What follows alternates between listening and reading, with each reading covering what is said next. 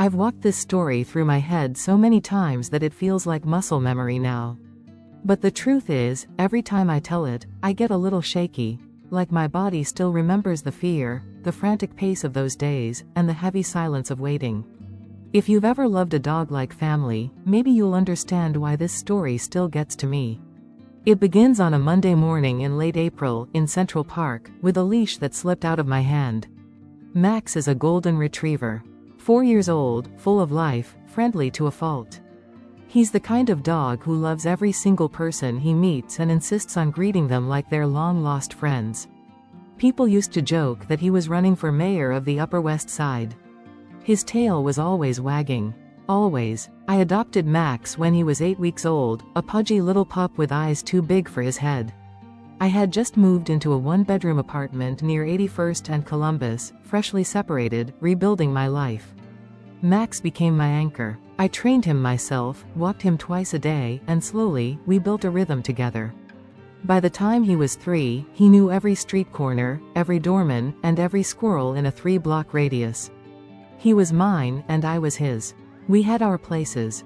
Riverside Park at sunset, the bakery on Amsterdam where they always kept a biscuit behind the counter, and Max's favorite, a dog café called Bark Brew on 73rd. They served pupcakes and had a bone-shaped wading pool out back. Max went crazy for the peanut butter frozen yogurt. That Monday started like any other. We headed out just after 7 a.m. The park was still quiet, the runners had just started to trickle in, and the trees were holding onto the last of their cherry blossoms. I remember Max stopped to sniff a bush near the entrance at 86th and Central Park West.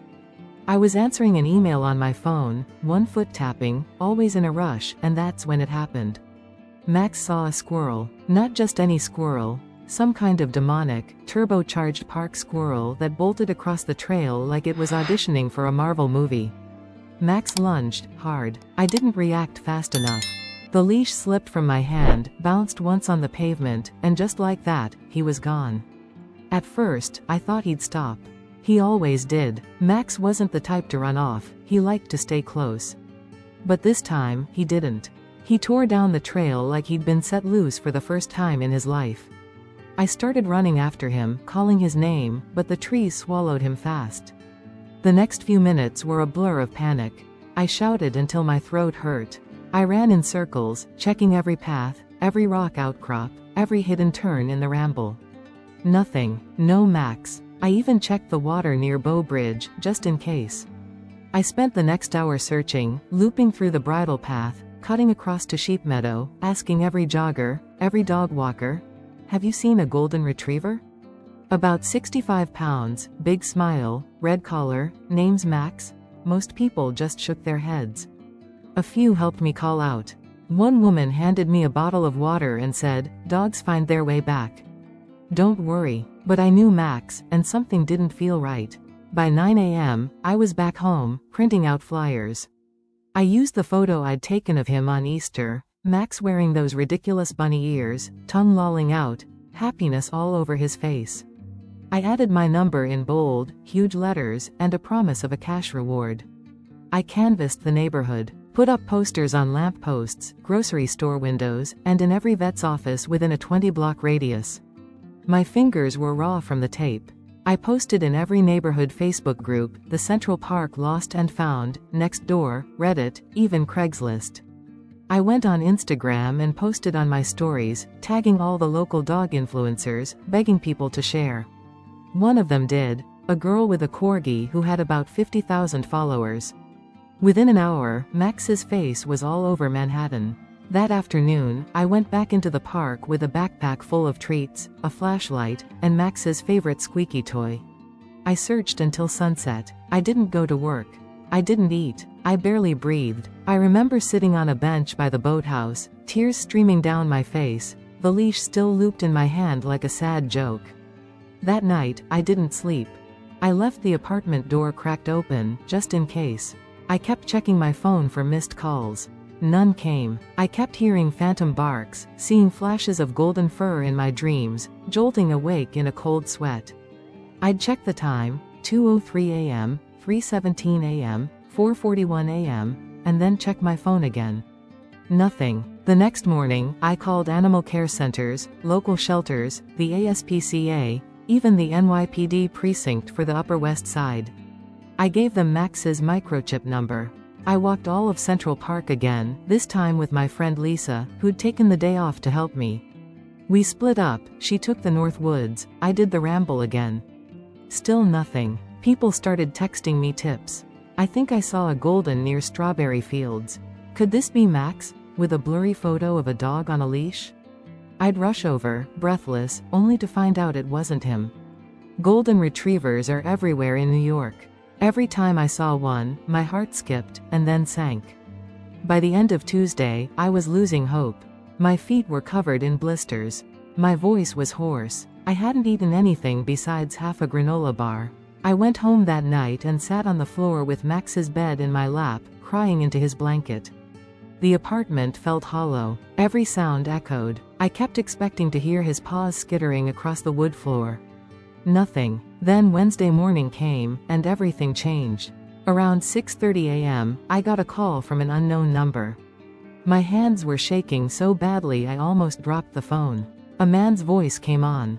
"Hi, are you the one looking for the golden retriever?" "Max?" My breath caught. Yes, that's me. Is he okay?" There was a pause. "I think so. I saw him about 10 minutes ago near Bark Brew. He was just kind of hanging out by the bench out front." I tried to get close, but he ran off down the block. I was already halfway out the door, leash and treats in hand. I bolted out of my apartment still barefoot, fumbling with Max's leash in one hand and my phone in the other. The man who called, his name was Thomas, he said, had seen Max outside Bark Brew, just off Amsterdam and 73rd. That was Max's favorite spot in the world. If he had a GPS in his soul, it would point there. I was on 81st and Columbus, so it wasn't far, but I didn't wait for the subway or a cab. I ran. No makeup, no jacket, didn't care. My mind was going 100 miles an hour. If he was there, if he was really there, then I still had a chance. The streets were coming to life. Kids in uniforms walking to school. Coffee carts wheeling into place. Dog walkers with packs of leashed pups. I shouted Max's name at every block. I held out his favorite squeaky toy, squeezing it like a mad person. I didn't care what I looked like. I just wanted my dog back. When I got to Bark Brew, I skidded to a stop. The sidewalk was empty. No Max. I scanned the street up and down. Checked under the cafe's bench. Called his name again. Nothing. Thomas was still on the phone with me. "He was right here," he said, apologetic. He looked tired. Dirty, maybe. But it was him. I'm sure of it. I didn't doubt him. I could feel it in my gut. Max had made his way back, he just wasn't staying put. I asked if he'd seen which way Max had run. He pointed south. Amsterdam Avenue at rush hour is chaos, buses, honking, people shouting. But it made sense. Max was street smart. We used to walk that exact route every Sunday morning after visiting the dog cafe. He always sniffed his way along the same block, stopping at the corner where a hot dog vendor usually gave him a bit of bun. I started walking that route. Methodically, calling his name. Every so often I'd stop and shake the treat bag, hoping he'd come bounding around a corner like a movie ending. Still nothing. That day turned into a second marathon. I created a new flyer, possible sighting, near Bark Brew, and printed another 200 copies. I stopped at every bodega, coffee shop, dry cleaner, and nail salon in a 10-block radius. Most of them agreed to tape it up. One guy at a corner deli had tears in his eyes as he took the flyer. "My dog ran away when I was a kid," he said. "Never saw him again. I hope you find him." Those words haunted me for the rest of the afternoon. By midday, a second tip came in. A woman messaged me on Instagram saying she saw a golden retriever dart into an alley behind the old bookstore on 75th. I sprinted there. It was another dead end. But this time, there was something. Paw prints. Dusty, faint, and slightly smudged, but unmistakably canine. I took photos. Compared them to prints I had seen Max make in snow. It sounds obsessive. Maybe it was. But when you're in that mental space, grieving but not quite allowed to grieve, you hold on to any trace like it's gold. I set up a makeshift search HQ in the cafe itself. The manager, Joe, had known Max for over 2 years. When he heard what was happening, he let me camp out at the corner table with my laptop, phone chargers, and coffee refills. He even put up a sign in the window, "Help bring Max home." That night, I got a call that changed everything. It was from a man named Ray who worked for the Department of Sanitation. He'd seen a golden retriever weaving through the trash bins in the alley behind West 72nd. Not scared, just sniffing, like he was looking for something. I tried to approach him, Ray said, but he bolted. He wasn't limping though, looked healthy. Just nervous. Ray and I met 10 minutes later. He showed me exactly where it had happened. We set out food, rotisserie chicken, Max's favorite. I left a blanket that smelled like me, along with a piece of my t-shirt. Then I just sat. For hours. It got cold. I didn't move. I'd read online that dogs on the run often go into survival mode. They stop recognizing voices, sounds, even owners. They run purely on instinct, avoiding humans, even the ones they love most. That idea crushed me, but it also made sense. Max wasn't being disobedient. He was surviving. That night, I didn't sleep again. I sat up watching the feed from a motion-triggered camera we'd borrowed from another dog owner who'd gone through a similar ordeal. We set it up near the alley, aimed at the food tray. Around 2:17 a.m., it happened. Max. He walked into frame. He looked thin. His fur was matted with dirt. His tail wasn't wagging, but it was him. Nose twitching. Head low. He sniffed the chicken, nibbled a piece, then darted off again. I burst into tears. I rewound it 3 times to make sure I wasn't imagining things. That was Wednesday night. Thursday morning, I called in reinforcements. A friend connected me to a professional pet tracker based out of Queens. Her name was Elena, and she was all business. When she saw the video, she nodded once and said, "We're close." Very close. She brought a trap. A large humane cage with pressure plates that would trigger a door when Max stepped in. We baited it with chicken, warmed peanut butter, and one of his old tennis balls. We placed it where the camera had caught him. Then we waited. It sounds simple, but the hours that followed were some of the longest of my life. The community showed up in a big way. Strangers brought blankets, treats, shared posts. A group of dog walkers I'd never met organized a neighborhood patrol. A little girl left a hand-drawn sign that said, "Come home, Max. You're a good boy." I'd never felt more supported, and yet more helpless. Thursday night came and went. No Max. Friday morning, we checked the camera footage again. Around 4:03 a.m., he appeared. This time, he sniffed the trap, circled it twice, then lay down next to it. Just lay there. I sobbed when I saw it. He was tired. He was so close. But he wasn't ready. Elena said we had to be patient. That dogs come to traps when they feel safe. She adjusted the bait, added another blanket, and told me to stay away, too much scent would spook him. By Friday evening, the whole block knew.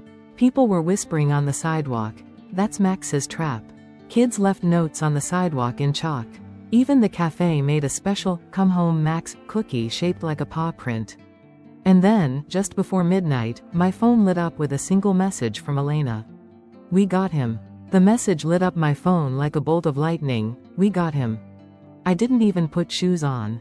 I ran. Out the door, down the stairs, onto the street. It was just after midnight, and the city felt impossibly quiet. The kind of stillness that only happens in a place like New York when something big is about to change. The trap was still in the alley behind West 72nd, right where we'd placed it. I don't know what I expected to see, maybe Max sitting proudly inside, tail wagging like a happy ending, but that's not how it went. What I saw first was Elena crouched by the trap. Her flashlight was low, gentle. Then I saw the shape inside, curled, still, golden. My heart stopped. "Elena?" I said, my voice barely a whisper. She looked up and smiled. "A real one. He's okay. He's scared, but okay." I dropped to my knees. Max was trembling, pressed against the back of the cage, eyes wide. His fur was tangled and dirty, matted in places. He had what looked like sap or grease on his back leg. His red collar, his name tag, was still on. Somehow, after everything, it had stayed with him. I spoke softly, not moving too fast. "Maxie. It's me, buddy." I'm here. You're okay now. At first, he didn't react. Then he sniffed. Sniffed again. I saw his ears twitch. Then something changed. His whole body seemed to relax, just a fraction, and his tail gave the tiniest wag.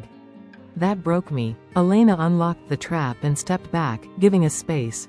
I opened the door slowly, and Max didn't rush out. He just stared at me with those deep brown eyes, tired, confused, but slowly filling with recognition. I held out my hand and waited. And then he moved. He crawled forward, belly low, tail gently sweeping the dirt behind him, and rested his head in my lap. I sobbed. Quietly, but completely. I ran my fingers through his fur and told him over and over again, "You're safe. You're safe. I've got you now." Max didn't bark. He didn't jump up. But he stayed there, pressed against me like he never wanted to let go. We rode home in the back of a lift, me wrapped in a blanket, Max curled up against my legs. The driver, an older guy named Samuel, didn't say much. Just nodded and handed me a bottle of water at one point. When we got back to the apartment, Max hesitated at the front door. I had to gently coax him inside. It was like he wasn't sure if it was real. But once he stepped in and smelled the familiar hallway, I saw the first real glimmer of him return. His tail did a proper wag. Not frantic, not full throttle Max, but enough. Inside, he walked straight to his water bowl and drank for what felt like 5 minutes. Then he collapsed onto his bed, circled 3 times, just like he always did, and curled up tight. I lay down next to him on the floor. I didn't sleep, but I didn't cry either.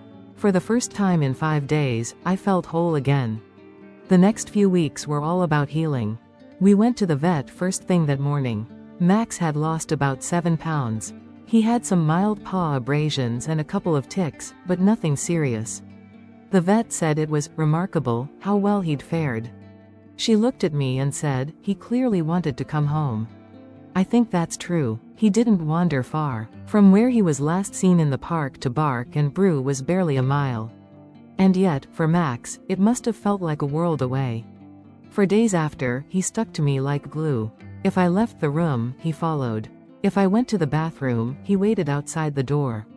It took a while before he could be left alone again without getting anxious. But slowly, the light came back.